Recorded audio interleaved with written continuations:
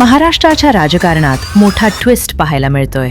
राज्यात आता 2 नव्हे तर 3 आघाड्यांची शक्यता चर्चेत आली आहे. महापालिका आणि जिल्हा परिषद निवडणुकांच्या पार्श्वभूमीवर राजकीय समीकरणं झपाट्यानं बदलत आहेत.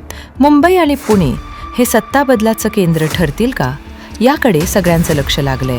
मुंबईत उद्धव ठाकरे आणि राज ठाकरे एकत्र आल्यानंतर पहिला राजकीय प्रयोग हाऊसफुल ठरलाय. कार्यकर्त्यांमध्ये उत्साह आहे आणि त्याचा अंडरकरंट आगामी निवडणुकात दिसण्याची शक्यता आहे.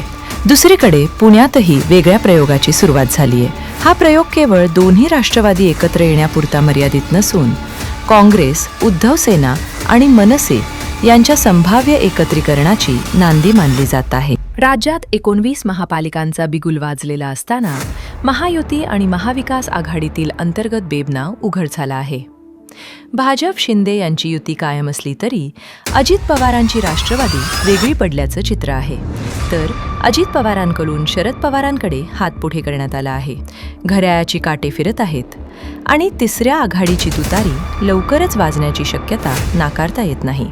मुंबई, पुणे, ठाणे, नाशिक, संभाजीनगर आणि नागपूरमध्ये ही तिसरी आघाडी अनेकांची गणितं बिघडवू शकते. महाराष्ट्राचं राजकारण आता नव्या वळणावर जातंय हे मात्र नक्की.